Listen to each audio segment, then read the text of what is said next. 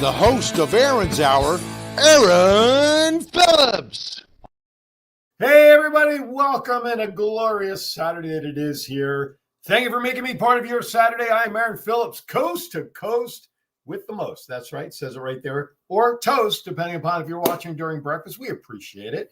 Hey, hope you enjoyed last week. A little re-air of my time with a previous guest last week because I was up in, where was I? Oh, I came back from New York City. I spent about 5 days up there with my daughter celebrating her birthday. Of course, as many of you know, I have twins, and my twins turned 31 on the 10th. And of course, my eldest by a couple of minutes, Stacy, she's here in Norfolk, so we celebrated with her. My wife and I got in the Phillips Mobile, and we drove 6 hours and 23 minutes up to Jersey for a couple of days. We saw Cabaret, which of course my daughter does the sound for. We actually went down to the 9/11 Ground Zero Memorial, which I'll talk about in a bit.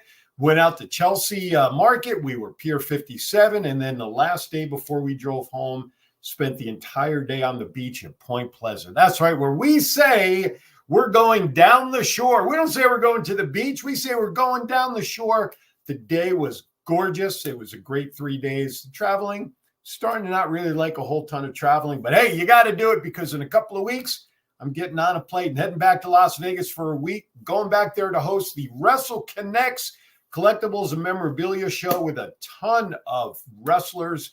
We'll be there for signings, and my good friends Scott Hosey and Chief and Thomas Burnett, and of course, Matt Mullen and the whole crew. I'll be back there hosting that. Fortunately, not a live show there that Saturday because I'll be doing that. And then in a couple of weeks, I'm going down to Orlando. I'm going to be emceeing a golf tournament down there for an organization that's raising funds. So the next couple of weeks will be in and out of live content, new stuff, and of course, some re-airs of some of your favorite episodes. And all the way across, I want to thank our good friends, Melissa Atwell over at the Mental Health Moment. They're doing great stuff for folks who maybe need a little support. So please check them out, mentalhealthmoment.org. Make a donation so they can continue to help those who need some support. We all need support nowadays. And of course, as always, coming to you, and of course, back in Las Vegas, the man pushing all the buttons, making the sound, running all the commercials, and keeping himself busy. My good friend JPEG is back there. Morning, Mr. John. How are you, sir? You're kidding, right? You're killing me. You're killing me. How are you, sir? I'm good. How you, Air?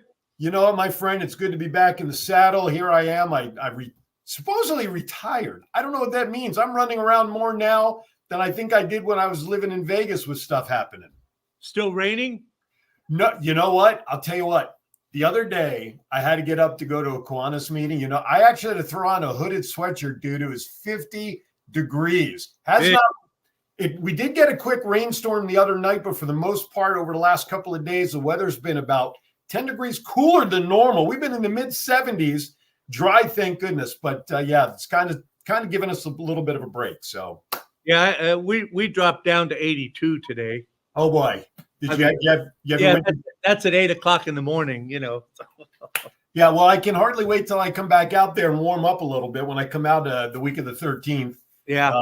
So hopefully the weather will be good. I am going to bring my bathing suit in case there'll be a pool around like my dad's place or something we can jump into. But looking forward to coming back to work. And of course, you're going to have time to go swimming. Yeah, right. Yeah, I know.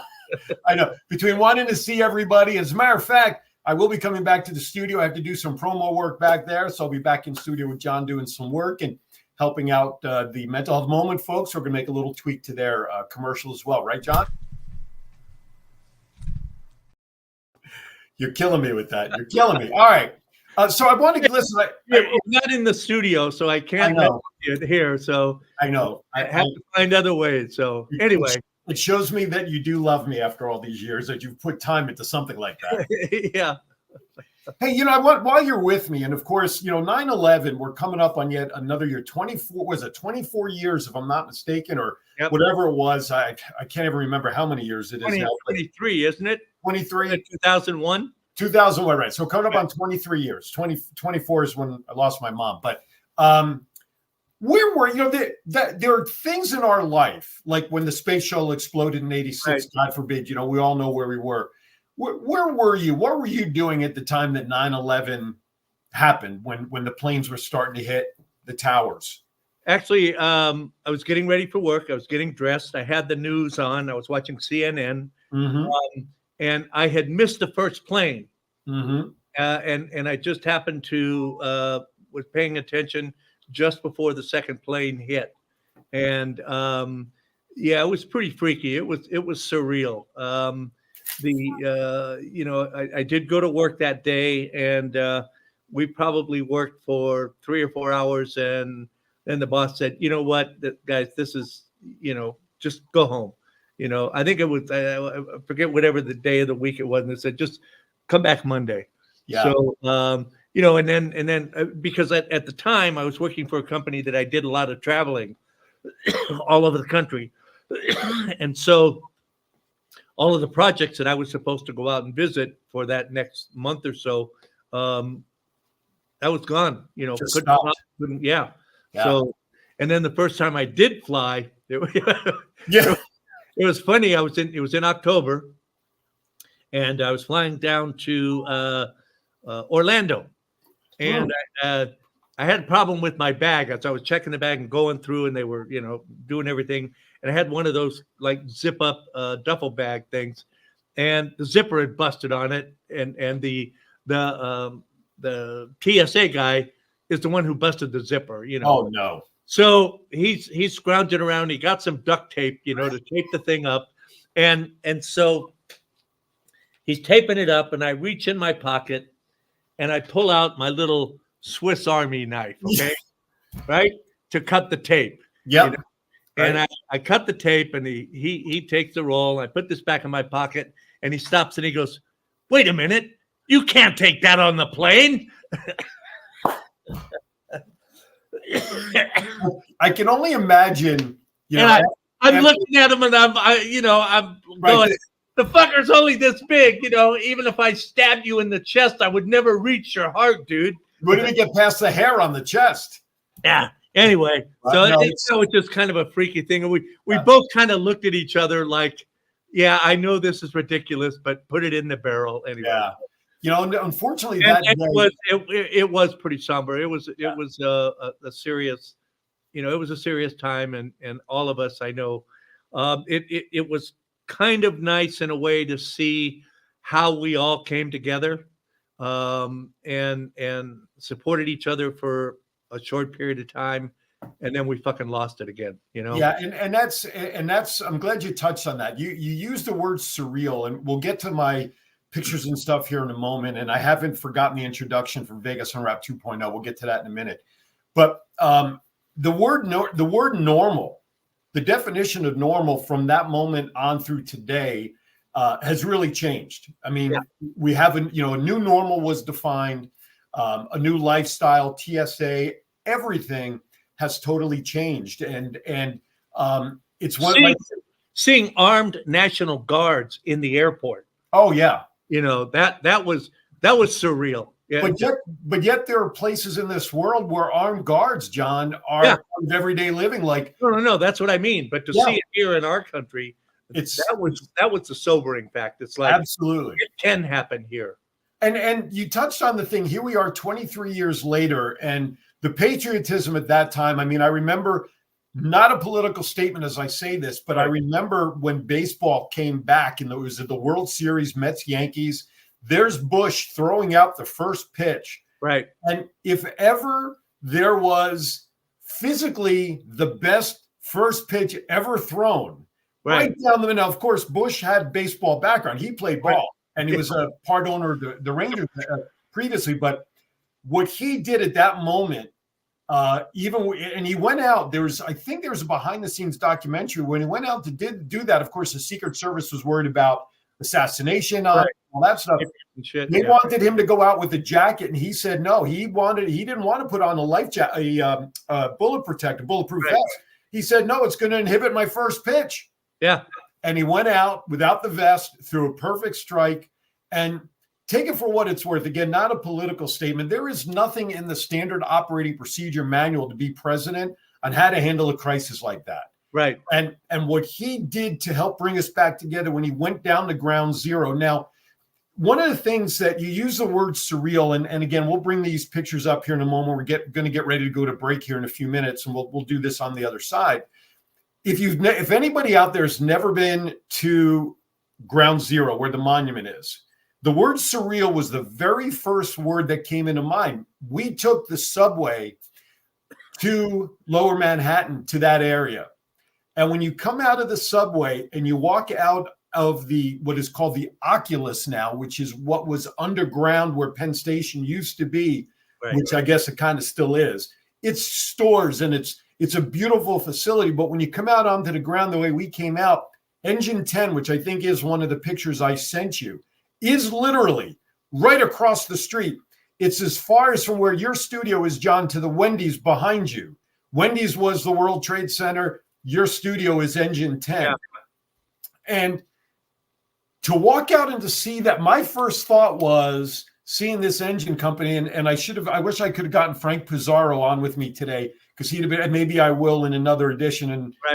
Anyway, but to walk out and to see that fire company right there, I mean, right there. And I wanted to go. I said to my wife and daughter when we were done, maybe I'll go over there and see if they'd be willing to do a little interview with me. Unfortunately, when we went from one pool, the reflecting pool, to another, one of them was closed for maintenance, and we walked around the property on the backside. We went in a completely different direction. By the way, folks, if you do go back there and you want to go to the museum, don't go on Tuesdays, because the museum is closed on Tuesdays. That's when we went, so we couldn't even get inside to see the artifacts and stuff. But it is surreal was the very first word that came to mind. And what's interesting, and again, I have a couple of pictures of this, the skyline of New York City. Of course, I grew up with the Empire State Building and the Twin Towers, and that skyline was so magnificent. But now when you see it, the skyline is such an eclectic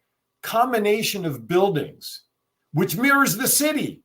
The city is such an eclectic combination of people and cultures and everything. And when you see the Freedom Tower and all its steel, surrounded by all the brownstone buildings that are within a block away, the old theaters, the theater that Cabaret is in, that my daughter is at right now, when we were there, that place was opened up under Theodore Roosevelt. Jeez. So when you have a combination of such an eclectic skyline, and then you go down to the World Trade Center Memorial, pools and everything, it's such an eclectic combination. I can't even tell you how many different languages I heard walking around the pool with all the names. And we found the name, the cousin of a dear friend of our family was in the towers and lost his life. And that's one of the pictures of how the names are engraved. But I can't, you have to, and I'm hoping that anybody that goes there that's going to see the pictures, and the Chesapeake Kiwanis Club is doing something for 9/11, folks. You've got to rekindle your spirit for patriotism. And I don't care what it is. Go to your local community's 9/11 ceremony, whatever they're going to do. These are not long, 8:30 in the morning for 30 minutes maybe. And you want to start feeling that patriotism come back. Like John said, we were all about supporting each other for a good year, maybe even 2. And then after that, where are we now? 9/11 comes around. We feel it for about an hour when we hear and watch all the news and all the commemorative stuff that's going on, and the reading of the names and the color guards and the flags and the folks in Philadelphia and the Pentagon. And then as soon as the news cycle is over, the next day we're back to bitching and moaning about each other and what we like and don't like. So when we come back on the other side of the break, we'll get into introducing everything with the Vegas Unwrapped 2.0, because of course, Ricky Cash, who was a big part of the introduction that we use for that segment, was born and raised in Brooklyn. That was his neck of the woods, and we use that as a segue. So we come back, going to show you some pictures. We'll talk about some of that stuff. Plus, I promise, for weeks now, John, I've been telling people I got interesting facts about the White House. We'll share some of those today. I got odd news and notes, and of course, a reminder about some things going on. So you're watching Aaron's Hour. Thank you for watching. We'll be back right after this. Are you feeling overwhelmed? Are you stressed? Remember to take a moment for your mental health. At the Mental Health Moment, we believe in the power of self-care and community support. Our mission is to encourage and empower individuals across generations to prioritize their mental well-being. Through community, awareness, resources, and education, or CARE, we're here to support you every step of the way. Join us at the Mental Health Movement. Visit our website, thementalhealthmoment.org, or follow us on our social media platforms, because your mental health matters. Remember, take a moment for your mental health.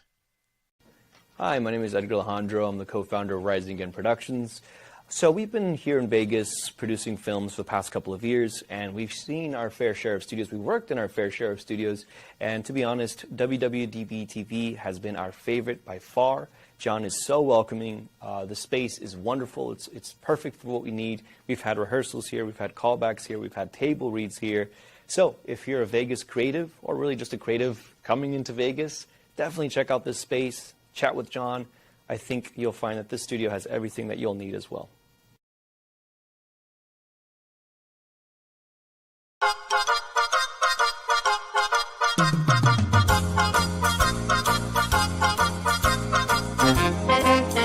With a nod to the past and an eye to the future, here is Aaron Phillips with Vegas Unwrapped 2.0.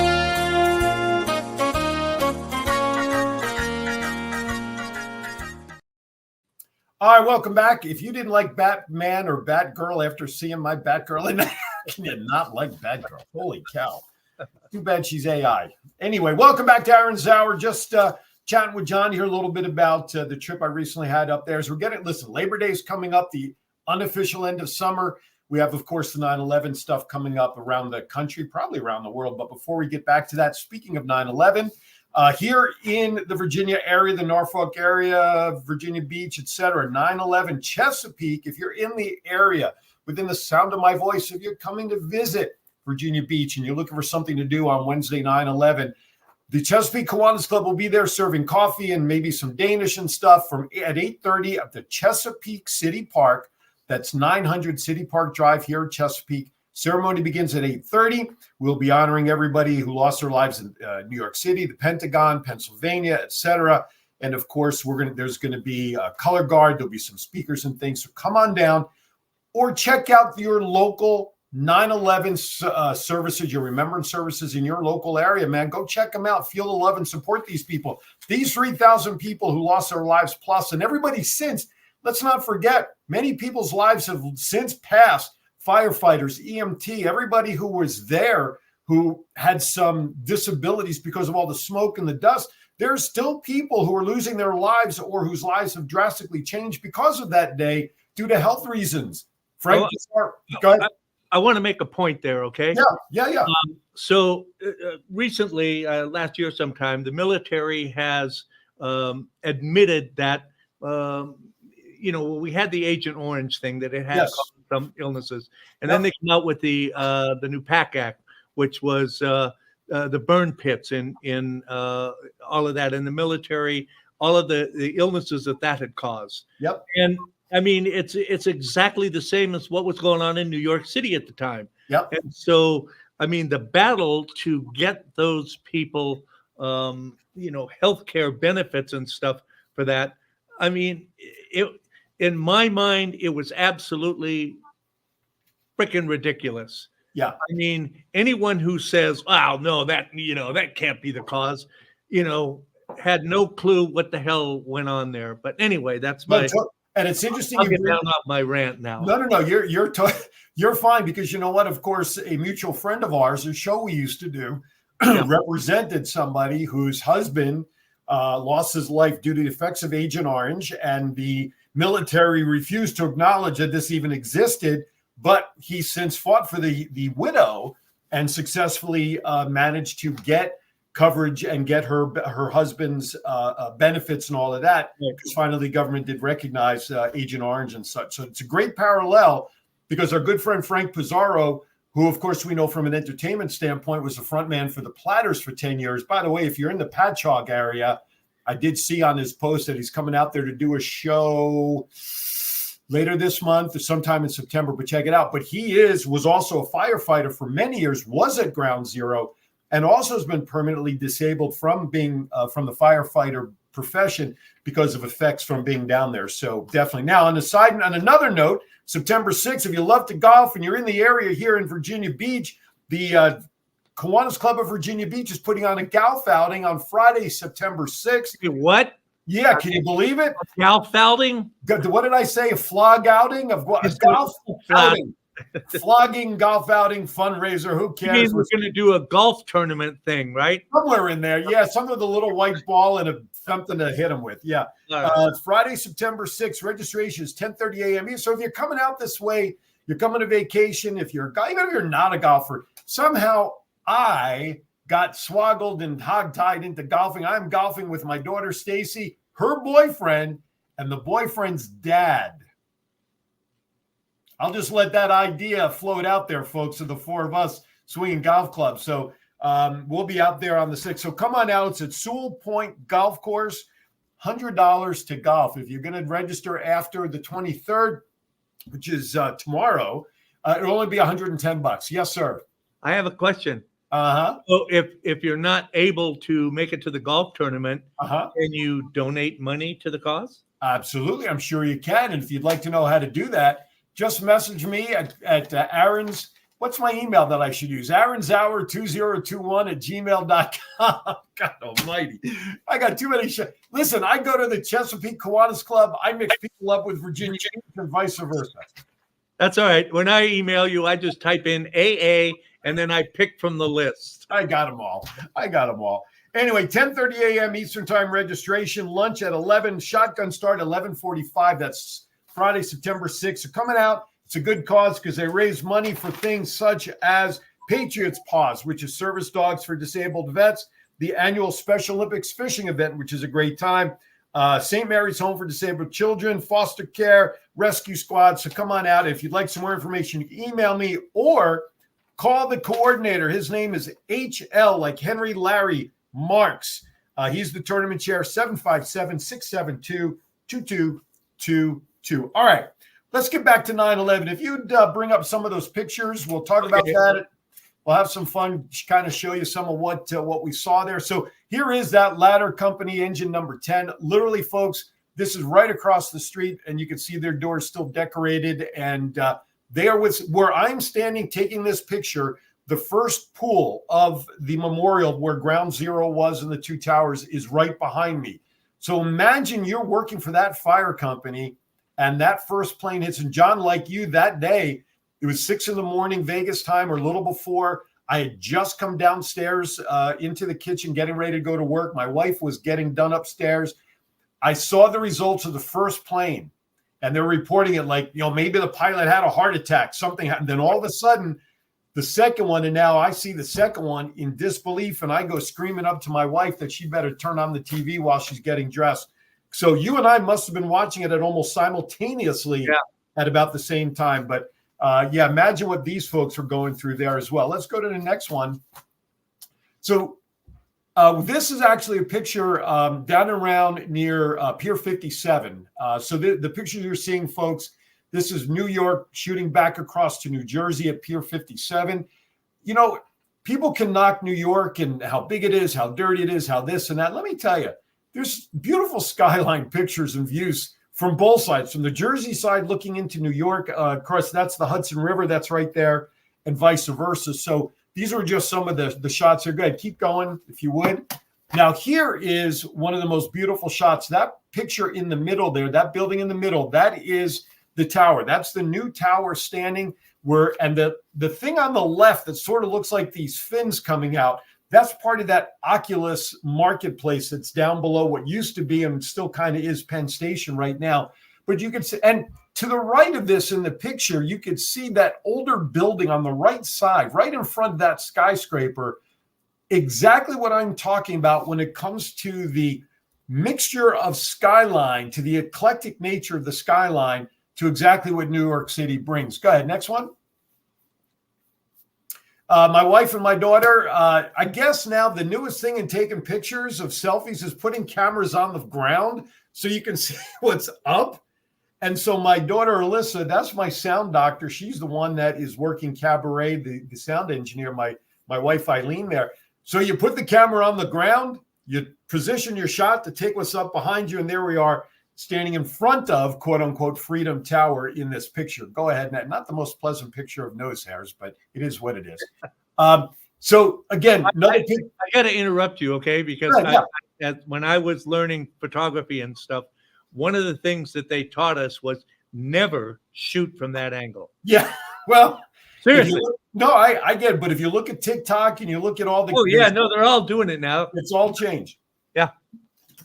The picture again, another angle of Freedom Tower. The little glass tower there on the right, believe it or not, is that museum, which I wish they closed Tuesdays for maintenance after the long weekend and everything. And I wish we could have gotten in there, but that's again another view of a beautiful tower. I mean, the architecture today versus what it was 50 years ago, let alone hundreds of years ago, is just amazing. Go ahead, next one.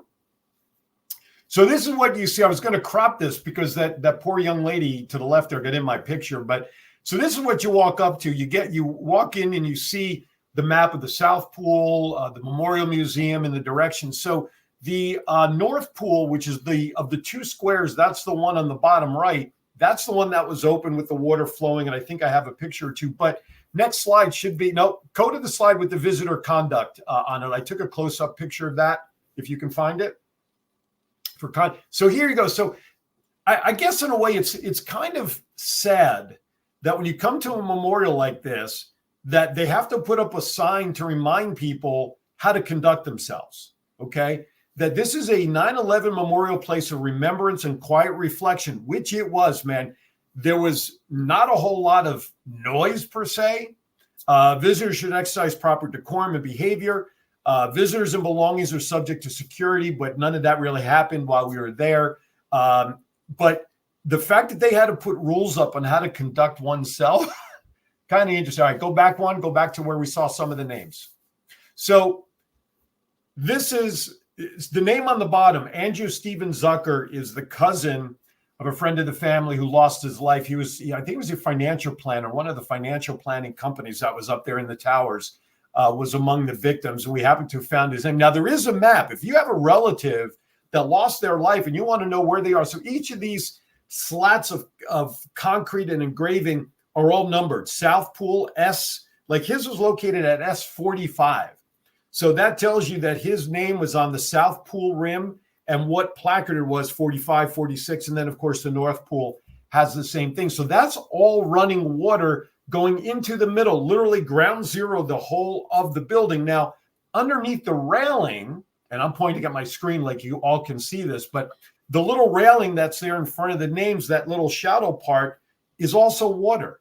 It's the water also cycling through from the fountain. So you literally, I don't want this to sound morbid, but can touch the lives of those who are lost because of how this fountain not only runs through and it recycles, but comes up around that rim there underneath the names. And again, people left little, like the names, each letter is engraved a few inches deep into the marble.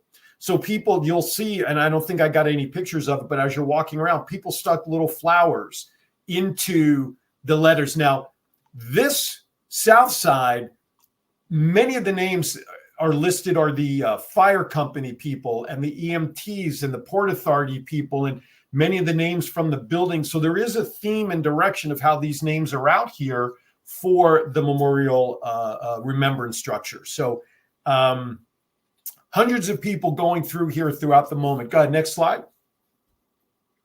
So we're down at Pier 57. And if you've never been down there, what they created was a man-made perch, if you will, a viewing area where it overlooks and it wraps around with ramps and steps and everything. As you're going halfway up, I just thought this was a great picture of the fire department's water rescue. God forbid there's a boat fire or a fire of a building where the trucks can't get to from the water side. This is your fire truck pumper, so to speak. It just captured me. And again, look at that skyline behind it of the Jersey side and the different types of architecture. All right, next one. See, again, same thing, just another picture of the line there. Go ahead, next. Keep going.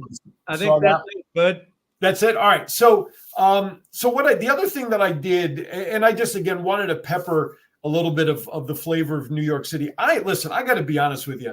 My wife loves New York City, and when we lived back there, I'm not a big fan of New York City and the hustle and bustle. I get very paranoid, and really really for all the reasons that John talked about before with the travel, and your head has to be on a swivel nowadays, and you're just not sure. But when you get away from Times Square, when you get away from all of that and you go down towards the Pier and Chelsea and even lower Manhattan, down to that financial district where the towers were, you really get a sense of a very different New York City, to be honest with you. And I really enjoyed that part of the sightseeing. It was really very much not like the typical New York we expect to think about when people think of New York City. 8 million people in New York City. Put that in perspective with 2.5 in Las Vegas and maybe 50, 70,000 people here in Virginia Beach area. It's very, very different. Now, I talked a few minutes ago about the event that's here in Virginia, that's coming up in Chesapeake. Do you have that video, John? Hey everybody, Aaron Phillips here, coming to you live right now in New York City, the site of the World Trade Center memorial site of the two pools, the North Pond, the South Pond, the museum, and everything to honor and remember those who lost their lives September 11th, oh so many years ago. The reason for this invite is to invite everybody in the Chesapeake, Virginia area that on September 11th at 8:30 in the morning at the Chesapeake State Park, the Kiwanis Club of Chesapeake will be taking part in the 9/11 Remembrance Service. Now, as we're panning behind me, you see the activity at the South Pool, where hundreds and hundreds of people are gathering around the pool looking for loved ones' names, friends, or just to honor all those lives that were lost. Behind me, as I'm circling around, you get to see the new tower of remembrance that is up behind me. Hopefully I'm in position. My camera person, my wife, by the way, thank you, is getting me in position to move so you can see the new tower behind me. But this is an invite to come down. This is a very solemn experience here. So on Wednesday, September 11th, 8:30 a.m., Chesapeake State Park. Please come down and join the Kiwanis Club, Chesapeake, Virginia Beach, all the clubs in the area. Come down, see the color guard. There'll be speakers to honor September 11th. We should never forget, and unfortunately we are beginning to. Thank you for watching. We'll see you September 11th in Chesapeake Park. So not only did your daughter buy you that T-shirt? I have to tell you, that T-shirt is a Facebook special because, you get those ads, and yeah. I had the same one for Stacy. Right. And I didn't even, think about. Well, I wore that shirt that day because when we were with Stacy on the 11th for birthday celebration, I wore hers. Right. Right. So I said, well, I can't go up to New York and not have the one with Alyssa. Right. So I wore that day because that was the day we spent. And I didn't even think about wearing that shirt while I was doing that until after the fact. I'm like, oh, but you notice towards the end, my hands were kind of like in my midsection, kind of covering up the old crap part. But I guess at that point, it really didn't matter. But yeah, it's kind of funny about that shirt. But I wanted really that purpose. Yes, I did it purposely to promote the Chesapeake Bay event, but I wanted that video to really kind of give everybody a perspective of that memorial area where you could see the people behind me at that one pool. I wish the other pool was open. It would have been a better visual. But folks, if you go to New York City, I know it's tough to see. And if you're from that area or you were there and you moved, it is a very somber feeling. But what it does is it regrounds you into the nation and how we should be together. I just saw while that was playing, a message popped up on my phone. And I know the Democratic National Convention is going on in Chicago, and Obama's both Mr. and Mrs. Obama both spoke. And I just saw a note that apparently Shaquille O'Neal is getting lambasted because of how much he supported and loved Obama's speech. Why do we have to get to that? Why do we have to lambaste somebody for liking what somebody else has to say, regardless of what it is? I didn't see the manuscript. I don't know exactly what was said, but why are we arguing over opinions, John? That just goes to show you that we have to put down other people to make ourselves feel better. Totally agree. And that just literally pisses me off. There's an old saying about people who post stuff online that people are keyboard warriors, that they're doing stuff and saying things online that they would really never say face. Now, I don't know that I would walk up to Shaquille O'Neal, who's 7'2" and weighs about 1 million pounds and has a size 23 shoe. I don't know that I would go up to say anything other than, hey, how you doing, sir? But those keyboard warriors. Have you seen the picture of him and Simone Biles? Yes. Holy crap. So now you have a new measurement. You have it 4 Simone Biles equals 1 Shaquille I mean, I O'Neal. was trying to figure out, did she really get up as high as his knees? Maybe. The guy's 7'2", so Yeah. I mean, you know, And I mean, I didn't realize that she was so short, but it makes sense being a gymnast. Oh, you know? absolutely. You don't have many 6-foot gymnasts, that's for sure. Yeah. So unless Anyway, you're riding the pommel horse like the men do, and you want to get your legs out of the way, you better have long legs. So, but all right, couple of things. I've been teasing this for weeks. This is the White House stuff. I just found some interesting facts. Oh, you're a historian buff, John. I mean, you're pretty good, knowledgeable wise, right? Yes, better than most. Better than most. I mean, Ricky would love this. History was right up Ricky's alley, right? I mean, Tony. And some of what I know is true. Right. Only a little bit. And I lived through some of it. That's true too. You probably did. Ricky was a That guy huge. crossing the Delaware. I remember that. That's it. Well, you drew the picture, didn't you? Ricky covered it. Doing the drawing when he was dead. Right. That was your early podcasting. You were drawing. He was covering it. All right. That's a long time. A long time ago. All right. So here's some interesting stuff that I thought was quite interesting about. So it's an article, 51 interesting facts about the White House. I will not go through them all, but I will cover some that I thought was interesting. Currently, the site of the historic building in the new capital city of Washington was chosen by George Washington, the first U.S. president. He was assisted in the task by renowned city planner Pierre L'Enfant. The cornerstone was laid on the October of the next year, and Washington was actively involved in the project during the next 8 years of construction. So, do you think George Washington was the first resident of the White House? No. No. By the time it was finished, Washington was no longer in office, and John Adams, the nation's second president, was actually the first resident who moved in November 1st, 1800. A long time ago. Let's see. What else? And that's mentally that's we think of 1776 right as, and then when you say, well, it was 1800, and you go, well, wait a minute, that was only 4 years. I mean, 34 or 24 years. 24 years. Yeah, and it just seems like it doesn't seem that that's possible anyway. No, absolutely. And I saw something here recently that someone they were sitting at a table, and the one woman said to the other one, when were you born? And she said 19, she was about to say like 1991 or something like that. Right. And she only got the 19 out, and the other woman goes, 19? You were born in the 1900s? Anyway, sorry, man, go. No, you're good. Yeah. Listen, I am finding myself more and more saying things to people that are really dating myself, and it's really pissing me off to no end. So, before construction began, a public completion was staged requesting design submissions for the would-be presidential palace. They didn't call it the White House then. It was the presidential palace. Well, Irish-born architect James Hoban, his drawing was chosen out of a total of only 9 submissions. Only 9 people submitted designs. You want to take a guess as to what he won? How much he won? $138.12. Hoban's design was a Palladian-style Georgian mansion spread across 3 floors and containing more than 100 rooms. He won a $500 prize for having secured the commission, which back then $500 was a shitload of money. I could have retired on that. Exactly right. The skilled stonemasons who built the White House with all the stone, they were in charge of construction, came from Edinburgh, Scotland, which made sense since the submission came from there. Go ahead. Go ahead.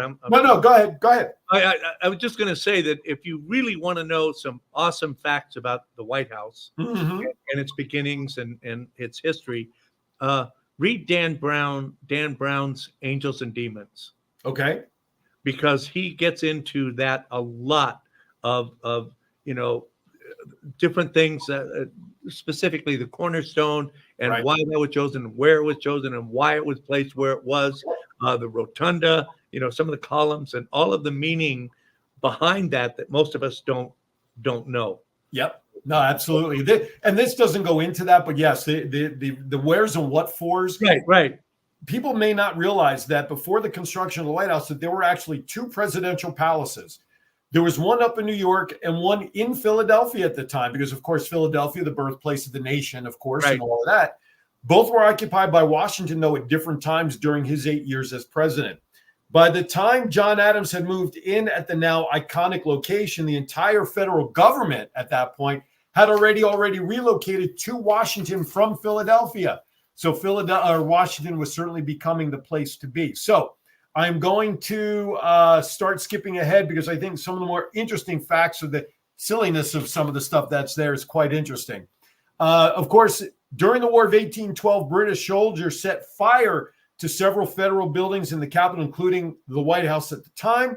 And so James Hoban was appointed again to handle the reconstruction of the White House after the fire in 1812.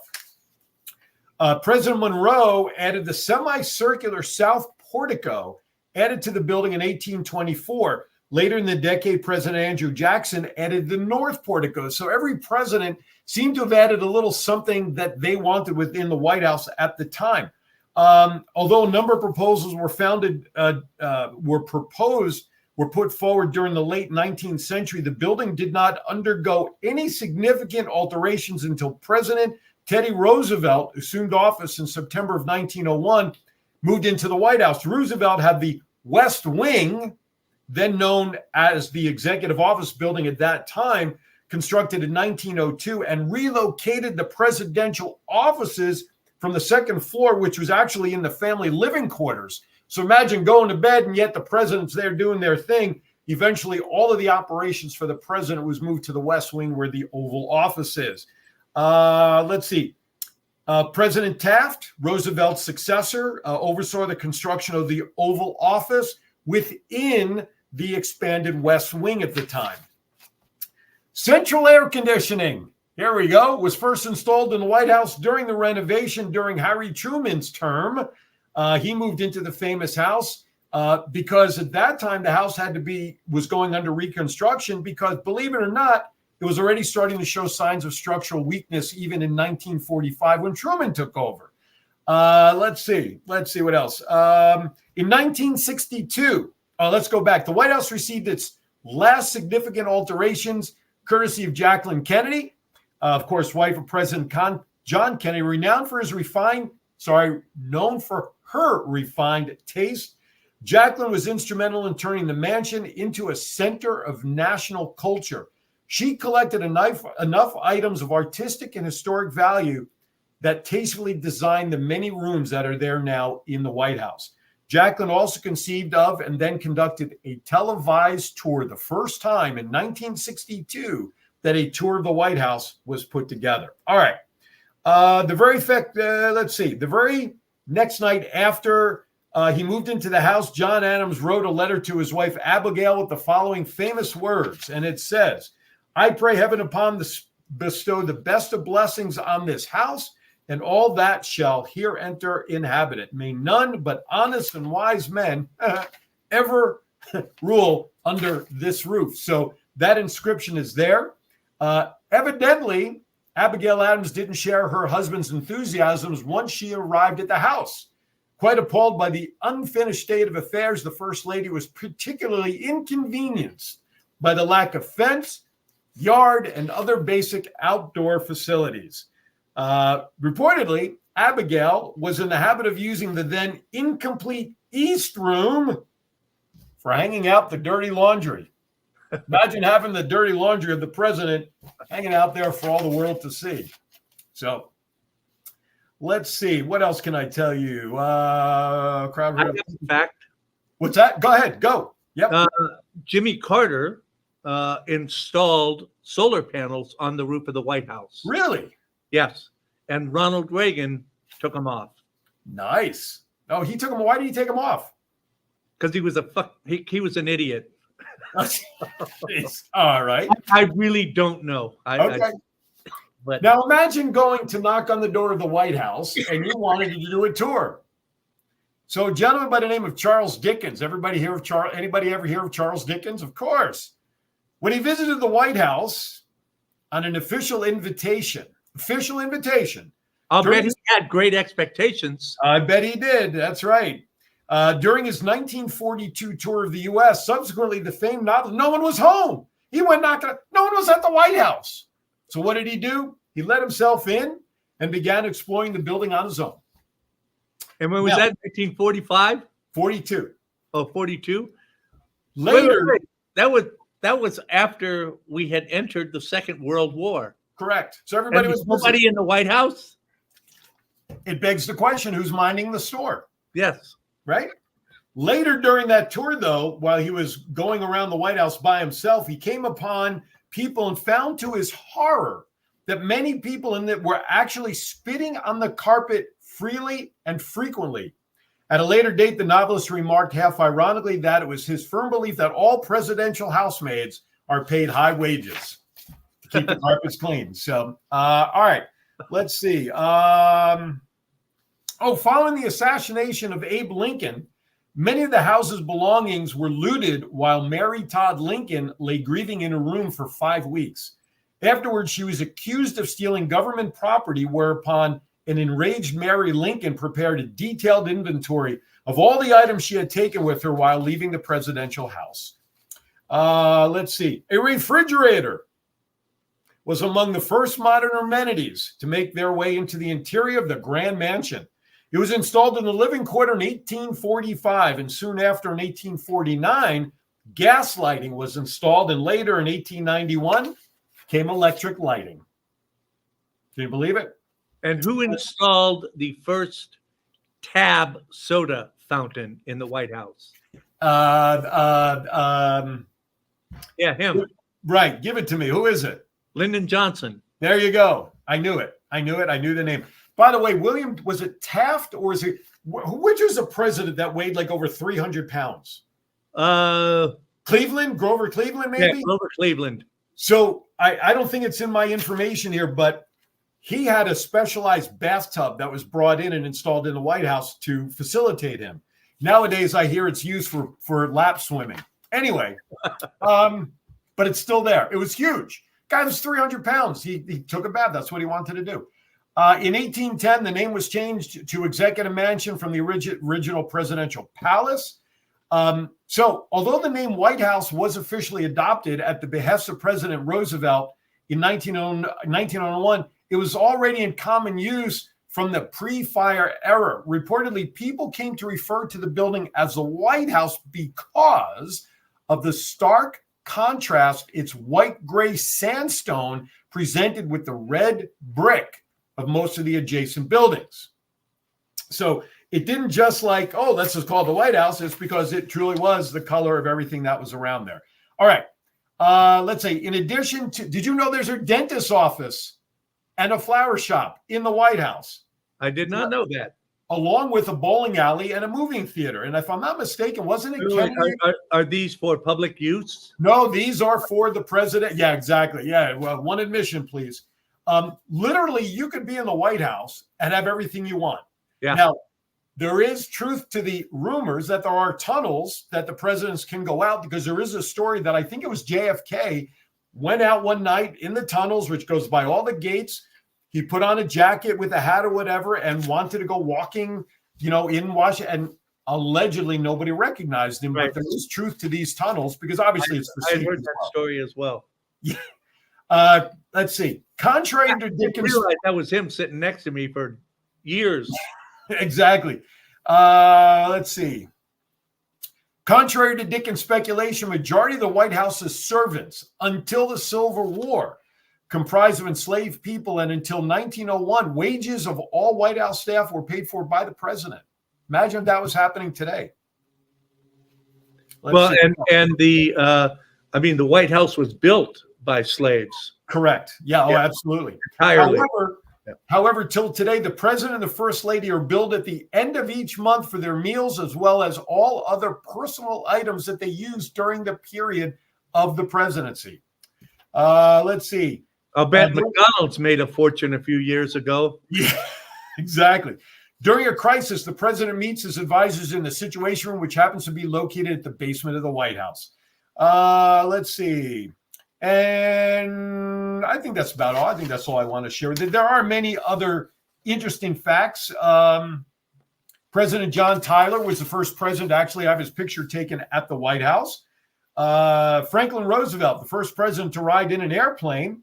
And as I mentioned earlier, George Washington is actually the only president not to have ever lived in the White House. What else? Real quickly, that's it. That's all I want to share about that. We're going to step aside for a quick break. I got a few more items, then we'll wrap it up and get out of your way. Thank you for watching Aaron's Hour Coast to Coast. We'll be back right after this.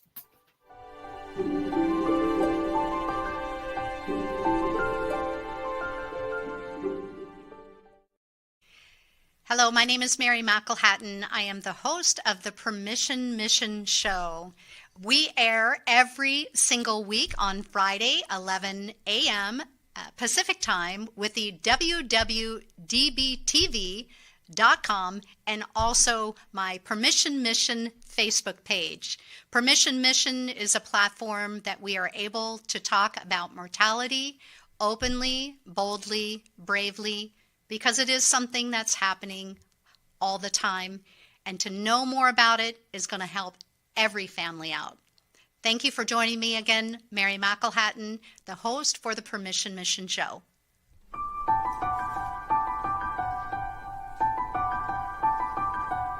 Are you feeling overwhelmed? Are you stressed?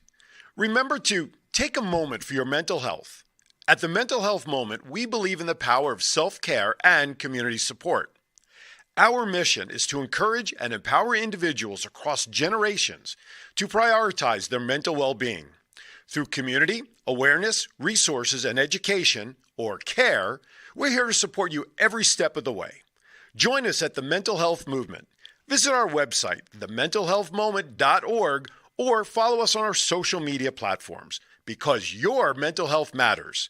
Remember, take a moment for your mental health. All right, welcome back to Aaron's Hour Coast to Coast. Aaron Phillips here, and of course, JPEG John Stiles there joining me today. Just a couple of things before we tie up and call it a day here. Listen, every time you open up the news, it seems like a new company, new restaurant, new stores going bankrupt, closing stores, trying to save money. But Big Lots, and I love Big Lots because you can really get some good deals there. And there was one not too far from where I lived in Vegas, right there on Lake Mead and Fort Apache, Durango. But Big Lots is going to be closing down over 300 stores. And if you go, and I shared the story on my Facebook page, so if you go there, you can click a link that'll show you the locations of some of the stores. I know here in Virginia as a state, there's like 42 stores spread throughout, and there's 9 closing here in the local Virginia Beach, Norfolk, Chesapeake area. In Vegas, there's the total, or in the state of Nevada, there's 13 stores. 9 of them are in the south part of the valley. So folks, keep an eye out for your Big Valley stores. They are closing. Get some good deals there. If you like to fly Breeze Airlines, which I love flying from here to Vegas and back, why? Because it's direct and it's affordable.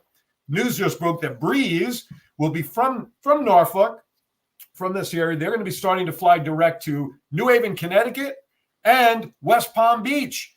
I was surprised to learn that Breeze does not have flights direct to, of our places, Orlando, home of Mickey Mouse. I have to fly there at the end of September to do a golf tournament, and I got to stop in Charlotte. Orlando's a big hub. Why are we not flying direct to Orlando, for crying out loud? So, but check that out. So Breeze is always expanding. Love it. Okay, let's talk about some Vegas news.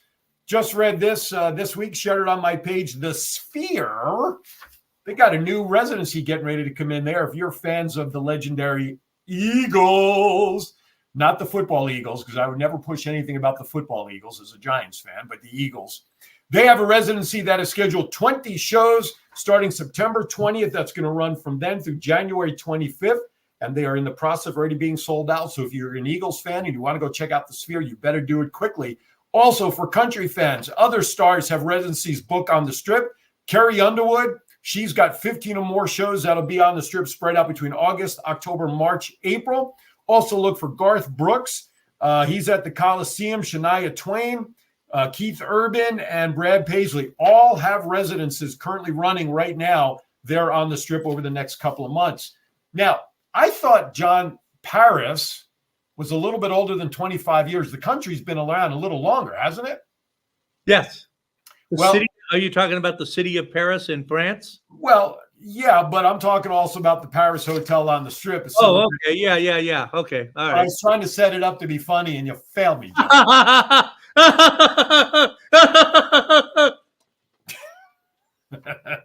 Anyway, the Paris Hotel is going to be celebrating 25 years on the Strip. So how are they going to do that in celebration of its upcoming 25th anniversary? Well, they're going to be offering deals on rooms, foods, vows, and views. So obviously they got something in mind to renew your vows and weddings. So check out, they got some stuff going on. Gamblers can pick up a $25 commemorative casino chip beginning August 26th. The resort also teased a fall 2024 opening of Dominique Ansel Marche's new concept of a restaurant there for some of the best views on the Strips. Tickets to the Eiffel Tower viewing deck will be available for $25 beginning August 26th and September 1. You see the $25 theme happening here? I got to tell you, there's a restaurant there at the Paris called Les Artistes. Okay. Which is really, really nice. If you want to take someone there for a nice romantic dinner, the food's good. I would highly recommend their garlic mashed potatoes as well. All right. There you go. Check it out. The Las Vegas foodies can indulge in curated prefix menus at the Bedford by Martha Stewart, Gordon Ramsay, Nobu, Vanderpump, et Paris between August 30th and September 1st. Dinners for the first three restaurants or diners for the first three restaurants will receive a complimentary chocolate Eiffel Tower, specialty cocktails at some of their bars and cigar bars till September 15th. Bottom line is this. Get onto the Paris, go on to Caesars Entertainment, check out Paris, all the happenings they have to celebrate their 25th year. And last but not least, here in Las Vegas, here in Virginia Beach in the Norfolk area, Norfolk's going to host the 4th annual Nash Fest 757 Music and Food Festival, Saturday, September 14th from 10 to 12 p.m. at Town Point Park along the downtown Norfolk waterfront. This one-day free festival is celebrating the best of Tennessee and the iconic culture and cuisine of Nashville. You can check out. So let's see here. We have some entertainment that is scheduled. Enjoy the delectable hot chicken, barbecue, line dancing, craft beer, whiskey tasting, live entertainment, and more. The performance schedule: Roberta Lee, live performance starting at 2:45. East Nashgrass, 4:30. Ashley Ann, 6:30. Land Cove, 8:30 p.m. But for more information, the best thing to do, besides rewatching this show, Nash Fest, N-A-S-H, like Nash Bridges, the old TV show, Nash Fest, F-E-S-T, 757. Why? Because that's the area code for this area. So Nash Fest 757. All right. With that, we covered a lot in 58 minutes, John. We can learn this. As always. That does it for me. I'm Aaron Phillips, host of Aaron's Hour, Coast to Coast. That's JPEG Styles. Listen, thank you for watching. Watch social media for next week's guests. Of course, you can check out, if you missed anything, check us out on Facebook, YouTube, not only on my stuff, but WWDBTV, and of course on Roku. The plethora of options you have to watch and be entertained is bountiful. Thank you for watching, everybody. We'll see you next time. As always, be kind to everybody. Why? We're all we have. See you next time right here on Aaron's Hour with Aaron Phillips. See ya.